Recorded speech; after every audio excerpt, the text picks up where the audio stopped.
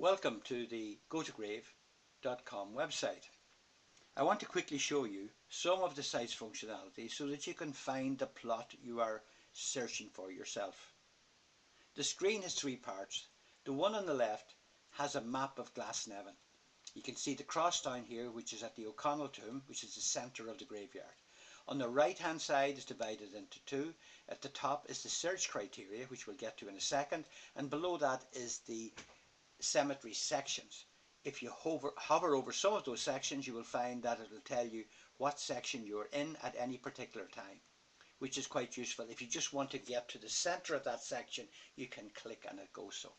Let's go back up to the search criteria. There are 6 different search criteria. The main one is the surname. You can key in any surname here and it will list you all of the digitized surnames that we've done, which is 30,000. The other way of doing it is to, we'll get into that in a second, the other way is to look at the reference. The references are based on the Clergy, Commonwealth War Graves Commission, all the ones that they have listed in their own site, historical references, military references and the monuments. So any of those you can click on, it gives you a list. A bit slower to look for it because there's quite a lot of them, but it's one way of doing it. The other way is the section. Again, like the map we showed below, you click on one of the maps and again it'll bring you to the center of that particular plot. The other one, of course, is the plot number. If you know the plot number itself, you key it in and again it'll bring you to the plot. So let's try one. Well, what we're looking for here, just as an example, is Brendan Behan's grave. Well-known grave. You can key in uppercase, lowercase, whatever, as I've shown here. Search the database and up comes a list of all of the Behans that have been digitized. As I said, up to 30,000 names have been digitized at this stage. So not all are completed. Here we have, as you can see, Brendan under reference historical. So you'd have found him up here under historical also. So there's various ways of getting people.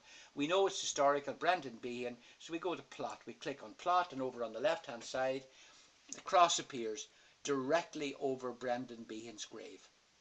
If we click on the cross, we get a picture of the unique headstone that Brendan Behan has, plus the details that are actually written on it. Are we sure it's that grave?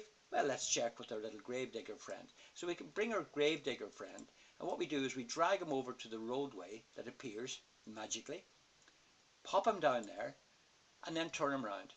And there, lo and behold, is Brendan Behan's grave. So we know we're actually at the right plot. There he is.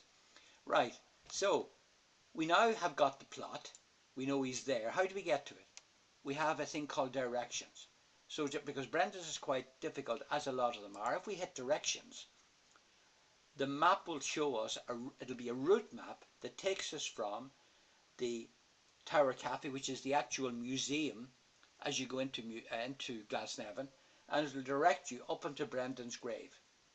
It'll give you directions up here, etc., and it can be printed out. So you can have various ways of finding the grave and then getting directions. It's quite difficult to find some of the graves in Glasnevin, but this route map is the business. It'll actually bring them.